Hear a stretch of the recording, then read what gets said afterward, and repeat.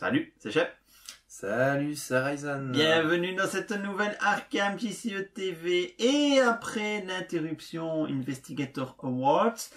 Et la belle victoire de plein de gens dont on ne se souvient déjà plus. Voilà, nous reprenons le rythme normal de la Arkham JCE TV et nous avons évidemment du retard à rattraper parce que l'Investigator Awards ça a quand même duré 6 semaines.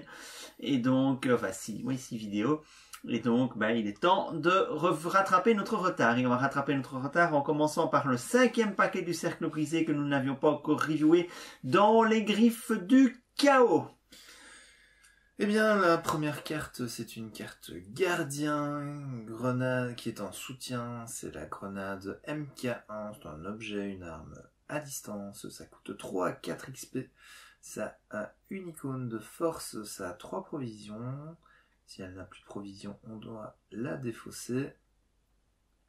Ça dit, action, dépenser une provision, combattre, vous gagnez plus 2 de force pour cette attaque. Si cette attaque est réussie, au lieu de ses dégâts normaux, elle inflige 2 dégâts à chaque ennemi et à chaque autre investigateur dans votre lieu. Tout autre dégât supplémentaire est infligé à l'ennemi attaqué. Ouf, c'est fluff. Ouais. C'est fluff, t'as une grenade, tu la balances dans la pièce, bon voilà, logique que tout le monde se fasse blesser. Petite différence par rapport à c'est la dynamite. Oui, il y a la dynamite, ça fait penser à la dynamite. C'est que ceci ne t'inflige pas des dégâts à toi-même, contrairement à la dynamite. Ouais, c'est ça. Ici, il est écrit à chaque autre investigateur. D'ailleurs, fluffiquement, tu balances la grenade et puis tu te planques, c'est cohérent. Bon, la dynamite en principe aussi, mais... Bon, soit. Voilà, ça, j'ai envie de te dire, normalement la grenade tu la balances pas vers les copains, mais... Écoute, si les copains sont en train de tabasser des monstres, tu te dis les copains ils sont en train de crever, je balance ma grenade et puis voilà, moi je survis, c'est ça qui compte. Voilà, enfin bon, ceci dit, ça coûte 3... 4 XP... 4 XP... Ça s'utilise que 3 fois... Ah, ça s'utilise quand même 3 fois, parce que la dynamite, c'est usage unique. Hein. Ouais, mais ça coûte plus cher. Oui, d'accord, mais... en fait, une carte comme celle-là, je me demande pourquoi j'aurais besoin d'utiliser jusqu'à 3 fois. Tu vas me dire, c'est une arme comme une autre. S'il n'y a qu'un ennemi engagé avec moi, je peux la jouer quand même. C'est comme si tu avais plus un dégât. Pour lui mettre 2 dégâts, quoi. C'est vrai que c'est un plus 2 d'attaque et un dégât supplémentaire de base. Voilà. Mais c'est d'autant plus fort s'il y a plusieurs ennemis dans le même lieu que toi. Ouais, pour un XP de plus, est-ce que tu mettrais pas le Brandon Vétuste? Je suis pas spécialement... non, ça dépend. Ça, c'est une carte qui peut rentrer dans des builds gardiens, des builds gardiens qui tankent tous les ennemis de la table. Tu vois, avec une carte comme flair, fusée... Non, c'est pas fusée de détresse.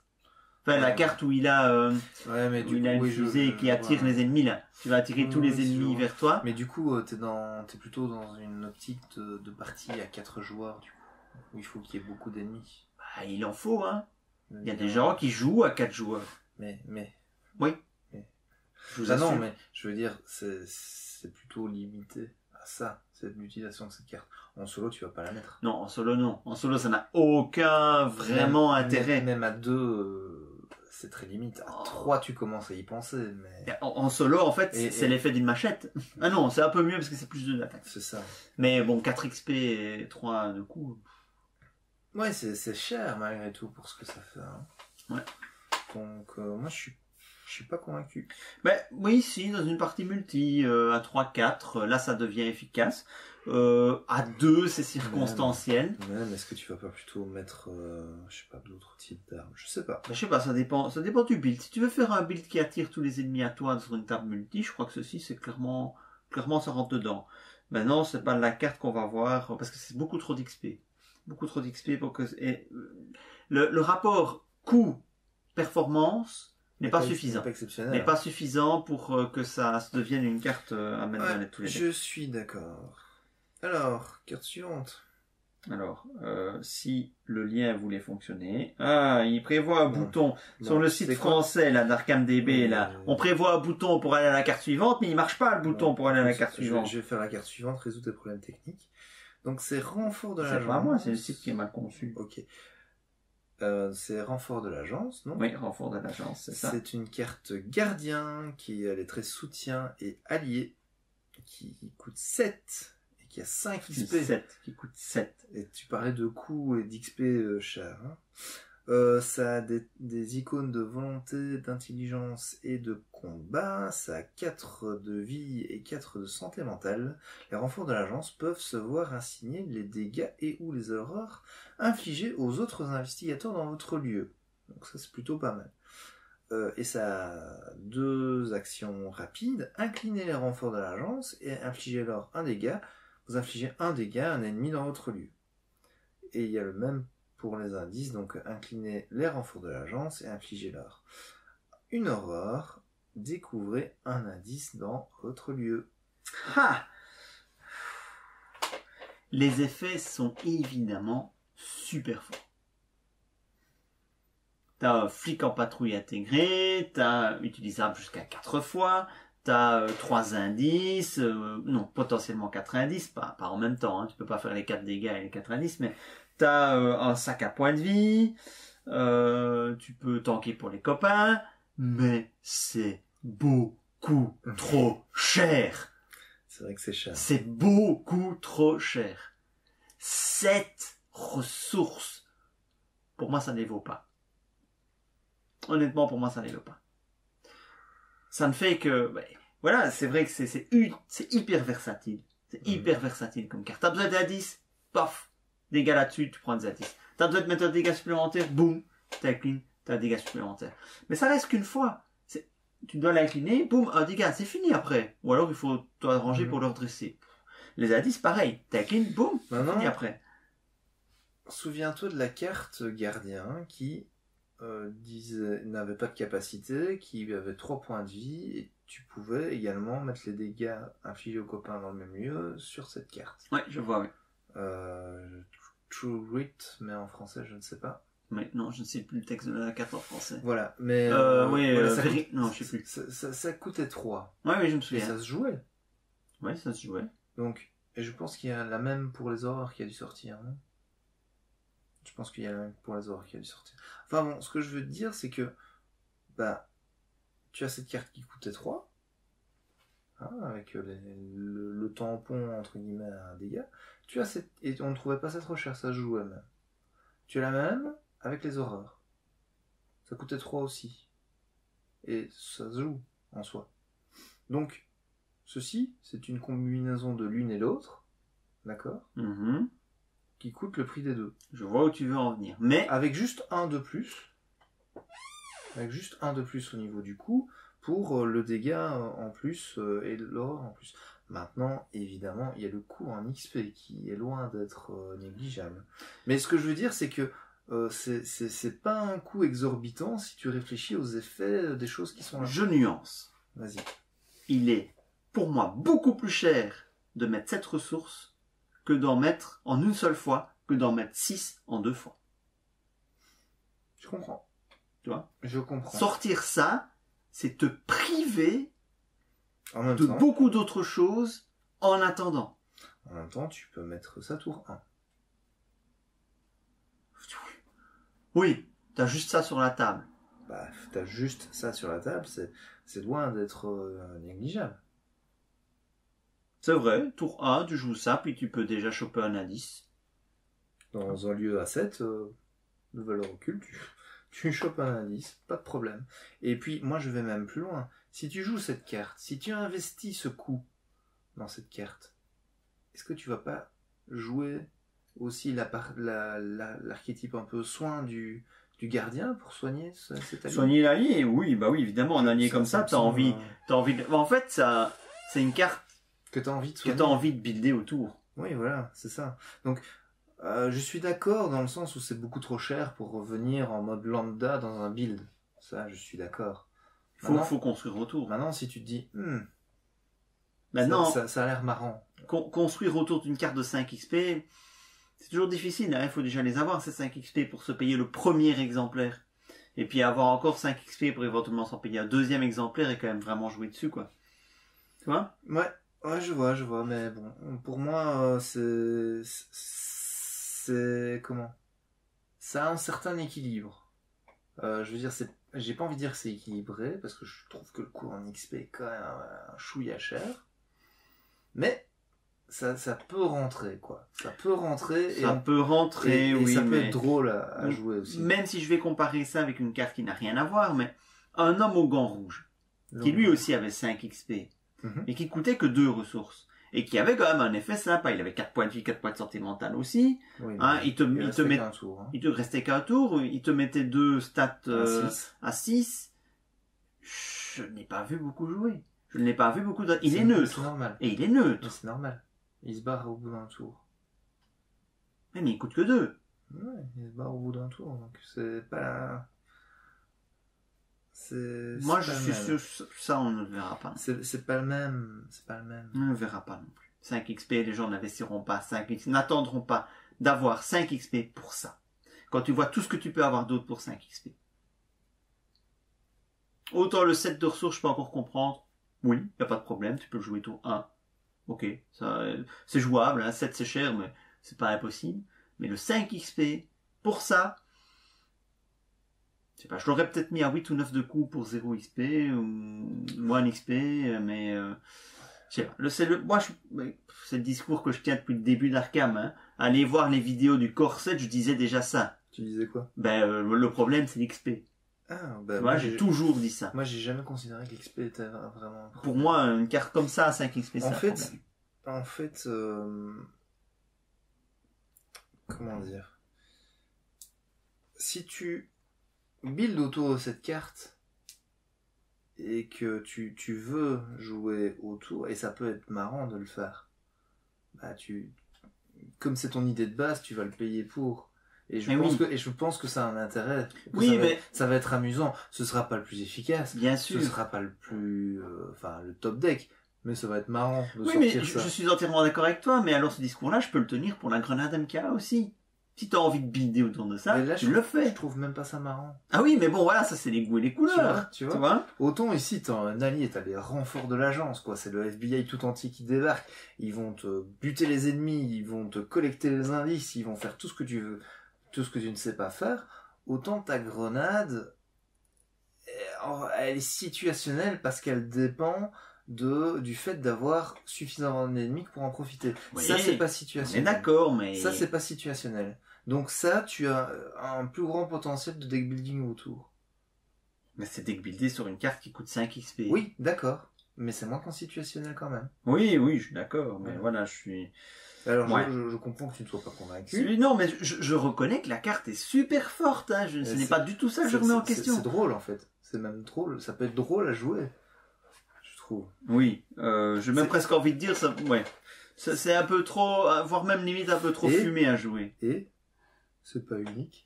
Ouais, tu peux en avoir 2. Tu peux en mettre 2 si. Est-ce que notre ami Léo Anderson, il peut pas avoir 2 trucs pas uniques? Il peut accumuler les alliés. Du coup, dans un build Léo Anderson, t'as 2 machins comme ça à table. On va peut-être trouver la carte qui va nous faire jouer Léo Anderson. Écoute. Moi, je suis en train de me dire, pourquoi pas. Ah. Voilà, donc c'est beau. C'est la carte officiellement la plus chère du jeu. Ouais. Non, il y a un truc à faire. C'est sympa, c'est fort. Ça vaut clairement son prix, mais 5 XP. Faut vraiment vouloir avoir ça dans son deck. Faut vouloir l'avoir dans son deck. C'est vraiment... Il faut avoir un build qui inclut bien ça dedans, quoi. Ouais. Oh oui, dans un Léo Anderson. Ça peut être top. Alors, on change totalement de registre, on passe en chercheur épouvantable révélation. C'est un événement qui est gratuit, qui a 2 icônes d'intelligence et qui a le trait esprit et qui dit découvrez 3 indices dans votre lieu, donnez n'importe quel nombre de vos indices à un autre investigateur ou placez n'importe quel nombre de vos indices sur n'importe quel lieu. Vous êtes vaincu et subissez un trauma mental. Cette action ne provoque pas d'attaque d'opportunité. Voilà. Hein, donc c'est un petit peu l'équivalent de... On en a eu d'autres comme ça. On en avait... C'est le truc où tu se reverra en enfer. Il y a aussi Je fiche le camp d'ici, qui est un peu dans le même esprit. Oui, ça me fait penser à la carte Feindre la mort ou quelque chose comme ça. Tromper la mort. Ou tromper la mort. T'aurais dû... tu aurais dû mourir, mais en fait tu ne meurs pas. Et ici tu meurs vraiment. Oui, ici tu meurs vraiment. Enfin, tu meurs. Tu es vaincu. Ouais. Tu subis un trauma mental. Et tout ça pour donner 3 indices. Découvrez 3 indices dans votre vie. Il faut quand même qu'il y ait 3 indices dans Et les donner à tes copains. Ouais. En fait, ça c'est le deck du soulard du groupe. Le mec, il a envie d'aller peinter. Et il en a marre d'être à table. Allez, une petite épouvantable révélation, je vais peinter les gars. Allez, salut. Et vous pouvez pas dire que je vous ai pas aidé, vous êtes 3 indices. Moi, je pense à Calvin. Ah, dans un deck niveau 0, Calvin, c'est esprit, hein, donc il peut mettre ça. Hop, pour avoir un trauma facile, rapide. Voilà. Ouais. Ouais, c'est 2 icônes d'intelligence. J'ai envie de dire en early campagne, ça peut s'envisager, mais... Oui, c'est une carte de secours et qui a 2 icônes plutôt sympas. Ouais. Oui, quand ton deck chercheur, il a vraiment pas le moyen de faire ce qu'il faut, d'aller dans le lieu qu'il faut, en donnant les indices qu'il faut, parce qu'il y a trop d'ennemis encerclés, etc. Mais c'est clairement une carte orientée multi, et tu te sacrifies pour la bonne cause. C'est pas un problème en soi, je trouve. Oui, mais enfin bon, voilà, je trouve toujours ça un peu triste. Voilà, tu quittes la table, tu regardes les autres jouer, quoi. Ouais, maintenant tu ne le fais pas tour 1. Non, non, bien sûr. Là, on vient de jouer une campagne, enfin un scénario. J'aurais eu cette carte-là en main, je l'aurais volontiers joué, comme ça tu aurais eu tes 3 indices pour passer à l'étape suivante, quoi. Ouais. Mais ça peut te permettre de construire un deck qui prend des risques et qui encaisse, et puis quand il est sur le point de mourir, boum. Oui, et puis l'air de rien, il y a 2 icônes d'intelligence. Toujours bon à prendre, toujours utilisable. C'est pareil qu'une perception, hein. C'est ça. C'est ça. C'est une perception... C'est une perception qui fait pas piocher, mais voilà. Mais non, c'est bon, 2 icônes d'intelligence, c'est bon. Mais voilà, c'est rigolo comme carte, c'est rigolo. C'est rigolo. Alors, tu veux la faire vu que j'en ai fait 2? Allez, studieux. Ça me va bien, ça. Studieux. Ça m'allait bien à une époque. Donc, studieux, c'est un soutien permanent. Hein, c'est les chercheurs. Ça faisait longtemps qu'on n'a plus un permanent. 3 XP chez les chercheurs. Donc, il y a le trait de talent. Vous débutez chaque partie avec une carte supplémentaire dans votre main de départ.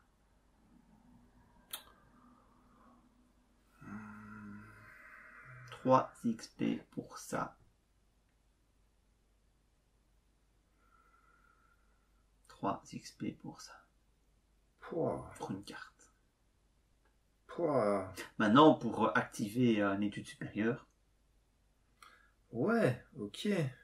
Mais bon. Mais du coup, ton mulligan, tu le fais sur 6 cartes aussi. Sur 6 cartes, oui. Tu fais ton mulligan sur 6 cartes. Ça peut être pas mal. Donc, ça peut être pas mal. C'est vrai que si tu fais ton mulligan sur 6 cartes... Et tu pourrais même en avoir 2. Oui, c'est pas limité. Donc, tu pourrais avoir 2 studios pour démarrer à 7 cartes. Faire ton mulligan sur 7 cartes. Bon, maintenant, ça fait de l'XP. C'est de l'XP que tu n'utilises pas pour autre chose. Voilà. Faudrait un peu réfléchir au truc, mais je suis pas entièrement convaincu. Je pense que et contrairement au backup, au renfort de l'agence, où ça va un côté un peu fun d'avoir la carte sur la table, ici, quand c'est avec une carte de plus, alors c'est utile. Oui, mais tu vois, je préfère une carte comme celle-là que d'avoir une carte dans mon deck qui me dit piocher une carte. Ah oui. Parce que ça, là, t'es sûr que tu chopes pas de faiblesse. Cette 6e carte, ce sera pas une faiblesse, vu que c'est une mise en place. Oui, d'accord. Maintenant, 3 XP, quoi. 3 XP, ouais. Maintenant, ça n'a pas de coût, hein. Oui, c'est permanent, et tu vas en profiter à chaque fois, quoi. Ouais. C'est 3 XP.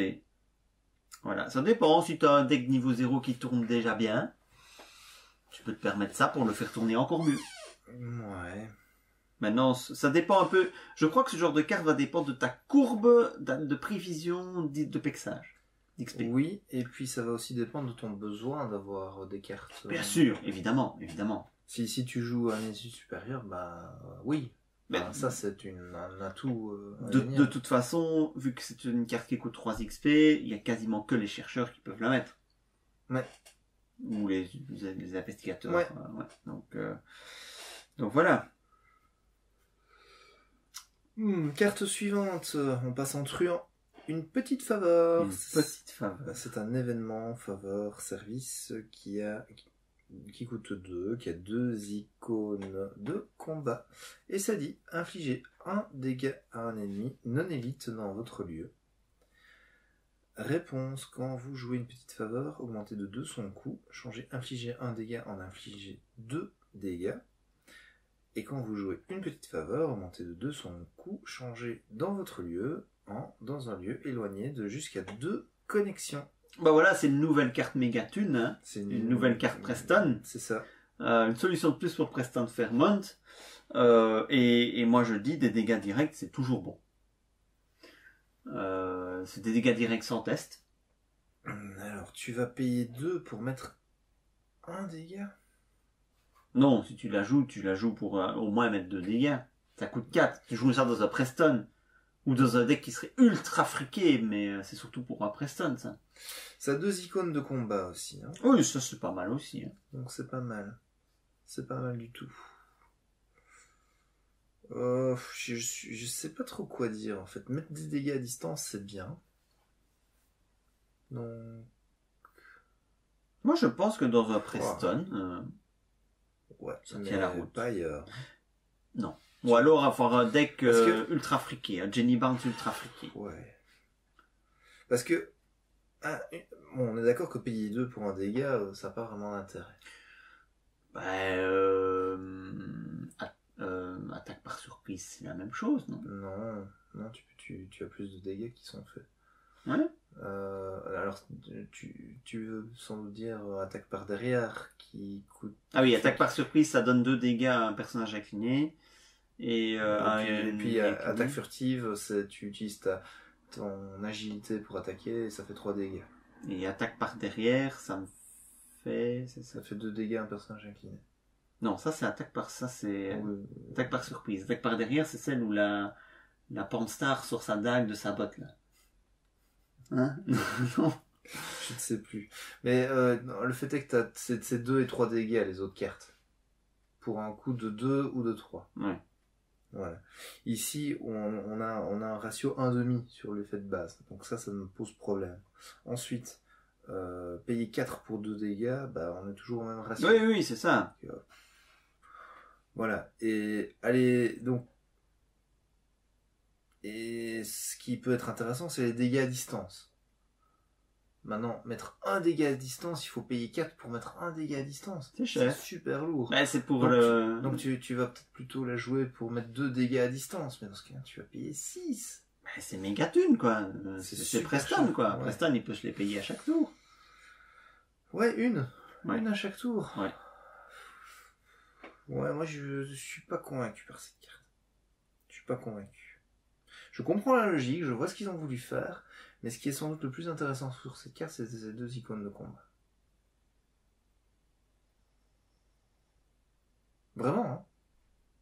Une carte truand avec 2 icônes de combat, c'est très bien. Et puis, si jamais par malheur, tu peux finir un ennemi autrement... Parce qu'il y a encore un détail qu'on oublie qui rend cette carte encore moins bonne. C'est quoi? Ça déclenche une attaque d'opportunité. Ah ouais. Si l'ennemi est engagé dans ton lieu, bim, l'attaque d'opportunité. Enfin, s'il est engagé avec toi, bim, l'attaque d'opportunité avant qu'il mette les dégâts. C'est même pas rapide. C'est même pas rapide. Donc, ouais. Vraiment exclusivement réservé à Preston motivé. Uniquement. Ah bah, figure-toi que la carte suivante, eh bien...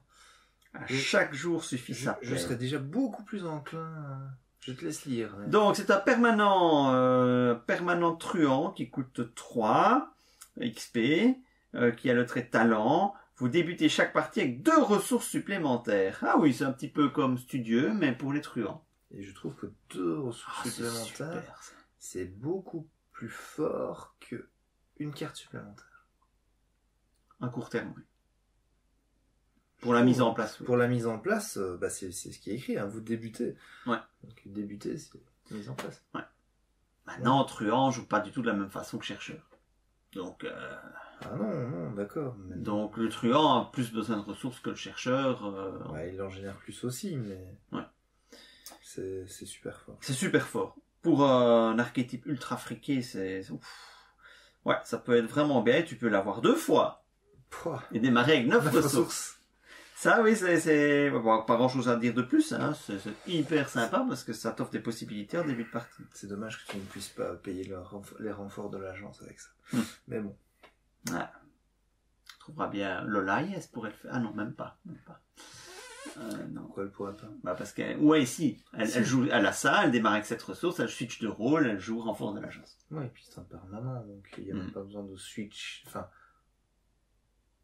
Non, c'est juste. C'est juste, elle n'a pas besoin. Est-ce qu'elle bénéficie? Elle a c'est juste besoin. C'est du passif. C'est ça. C'est du passif. Donc elle n'a pas besoin d'avoir. Oui, mais est-ce que le laïs, elle peut rentrer jusque 3 XP. Jusque 3 XP. Ouais. Ah, c'est beau. Jusque 3. Donc tu pourrais lui mettre deux studios, deux à chaque jour suffit à peine. Ouais. Ah, une petite Lola, yes, comme ça, il y a moyen. Qui commence à 7 cartes, 9 ressources, tranquille. Allez, vas-y. Alors, maintenant, j'ai lu... Ah oui. Donc, on passe en mystique, maintenant. Diana, Espérance. Frey avec l'aide démon. C'est une mystique, c'est un soutien allié, qui a des traits alliés et un sorceleur. Ça coûte 4, 3 XP, 2 icônes de volonté, 3 de santé mentale et 1 de... Non, 3 de vie, pardon, et 1 point de santé mentale.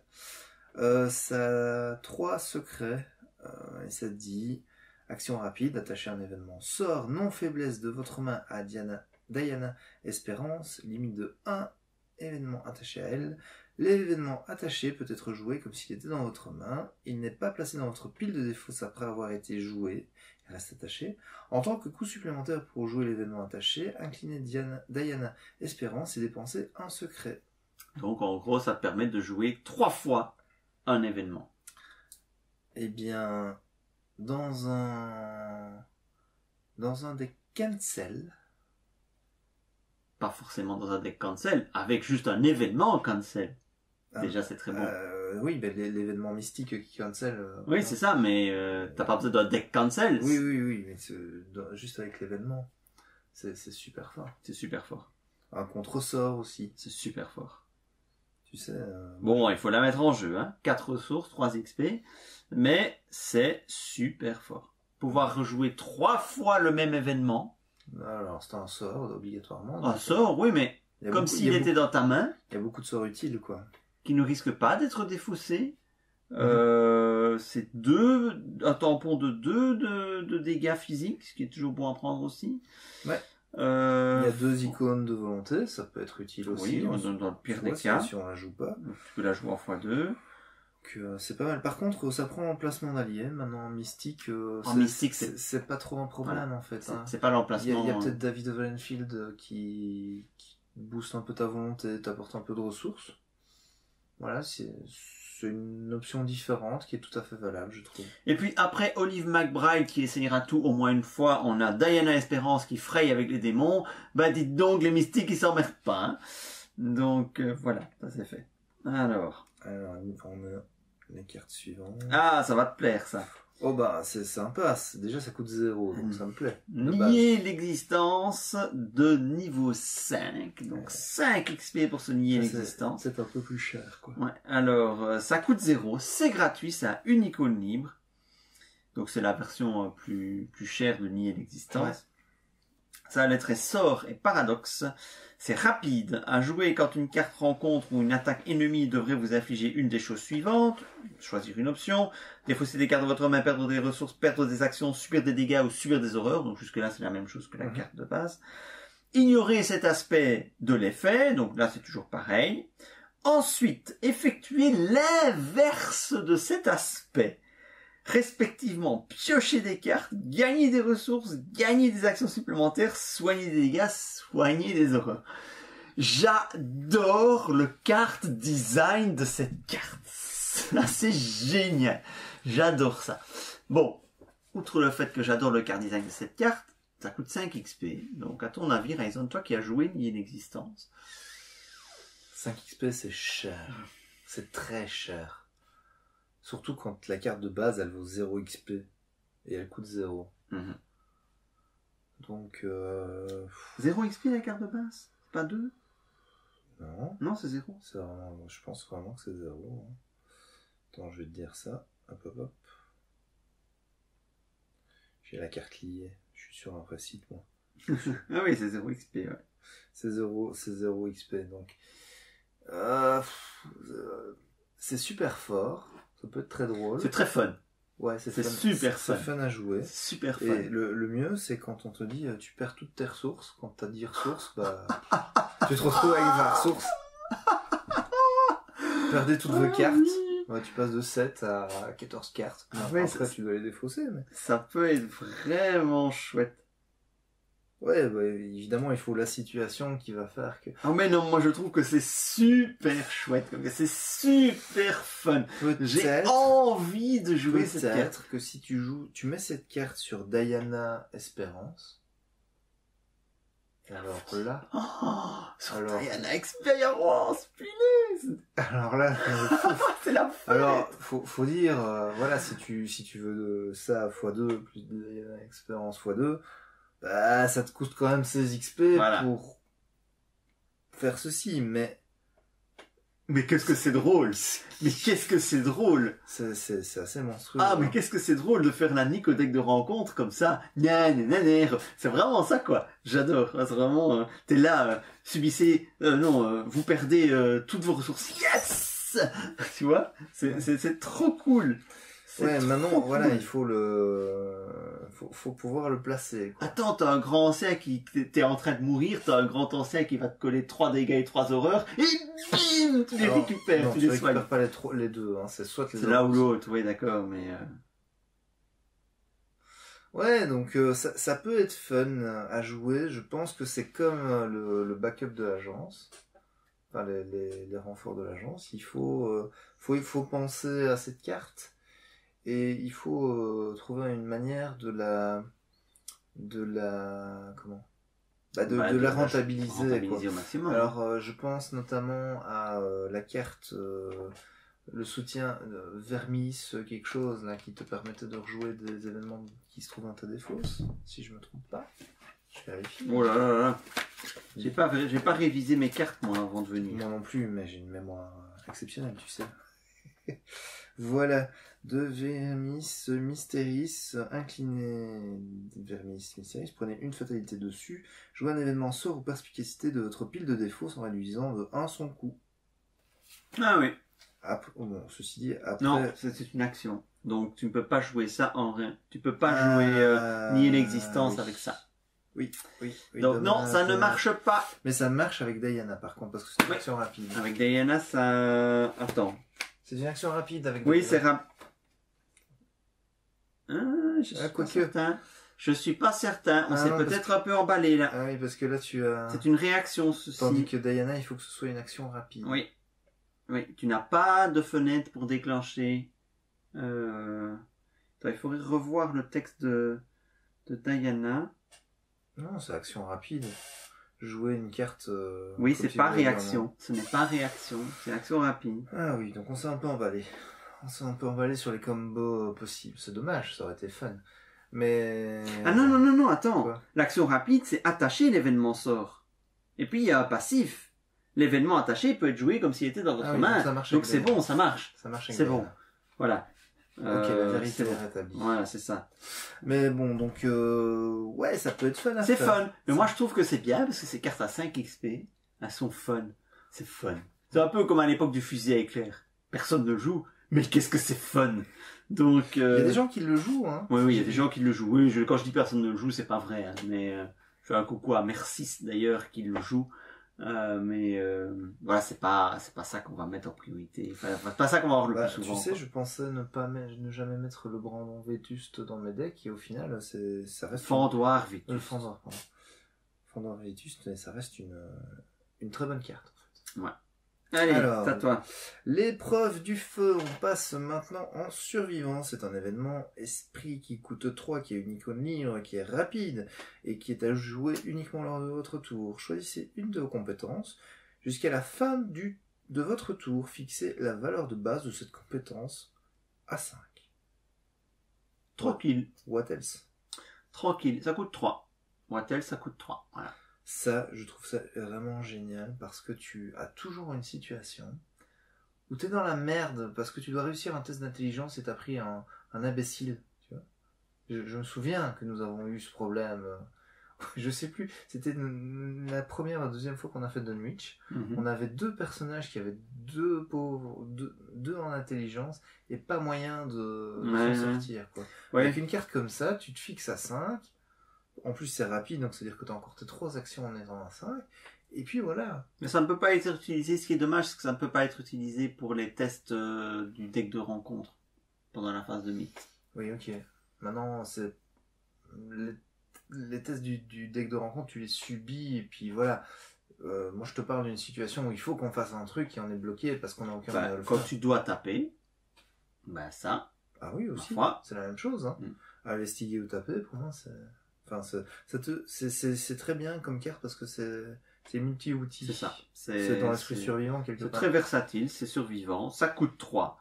Donc c'est normal que ça coûte 3. Ouais, ça coûte 3, mais c'est vrai que ça peut être très, très, très intéressant à jouer. Dans l'esprit du pur survivant.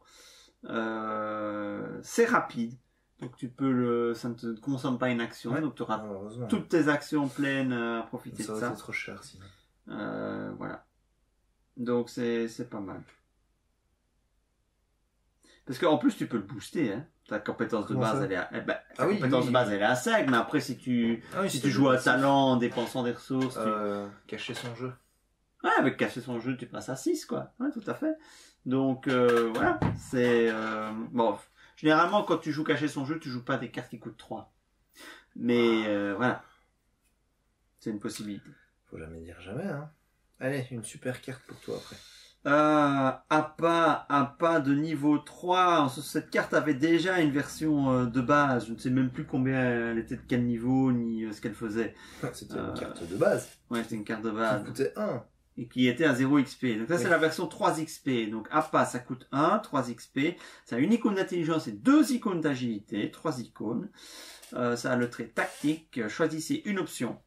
Soit échappez à en cas de réussite si l'ennemi est non élite, échappez-lui et déplacez-le vers un lieu connexe. Ça, c'était déjà le même texte que la carte de base. Deuxième capacité, échapper à utiliser uniquement sur un ennemi non élite dans un lieu connexe. En cas de réussite, échapper à cet ennemi et échanger de lieu avec lui. Donc ça c'est là. C'est quoi la différence? Eh ben, dans un cas, tu évades un ennemi qui est dans ton lieu. Ouais.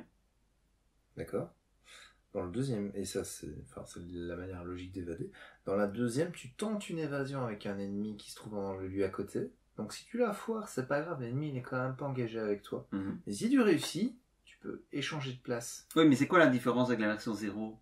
Eh bien, dans la version 0, tu n'as que la première action. Je vois 2 possibilités. Oui, et bien ça c'est la version 2. La version 1, tu n'as que la première action. Ah d'accord, tu as réaffiché la version 2 sur ton écran. Oui. D'accord. Tout à fait. Je pensais que tu étais toujours sur la version 1. Bien sûr que non. D'accord. J'ai mémorisé. Ah, ta fameuse mémoire phénoménale. Mémoire photographique, chef. Un jour, je t'apprendrai. Il est trop tard, tu sais, il est trop tard. Voilà. Que penser de cette carte?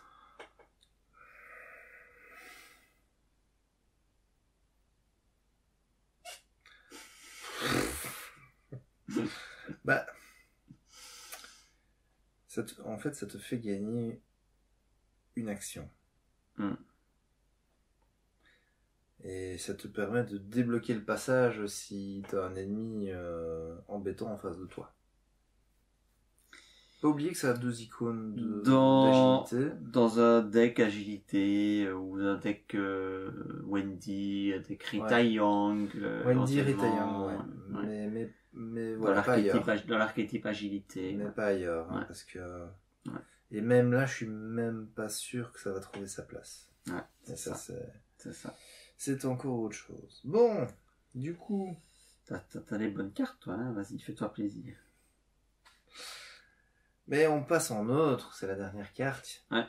C'est Anna Kasloff, la mystérieuse voyante. C'est un soutien allié qui a les traits alliés et clairvoyant, qui coûte 3 et 4 XP, qui a une icône libre, un point de vie, un point de santé mentale. Vous avez 2 emplacements de tarot supplémentaires. Quand la partie débute, si Anna Kasloff est dans votre main, mettez-la en jeu. Et ensuite, réaction, après l'entrée en jeu d'Anna Caslow, cherchez un soutien tarot dans votre deck et mettez-le en jeu. Donc c'est la carte que tu veux absolument en jeu tour 1. C'est la carte qui me donne enfin une vague hypothétique envie de mettre tarot dans mon deck. Ben, le tarot dans ton deck, c'est utile maintenant. C'est un XP, hein, les tarots. Ouais, un XP, oui.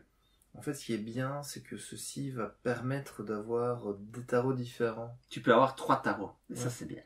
Donc tu peux, ne serait-ce qu'avoir 2 fois le même tarot. C'est pas unique, hein, le tarot.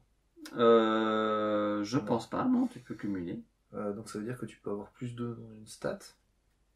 En plus, la madame est neutre, donc c'est très bien.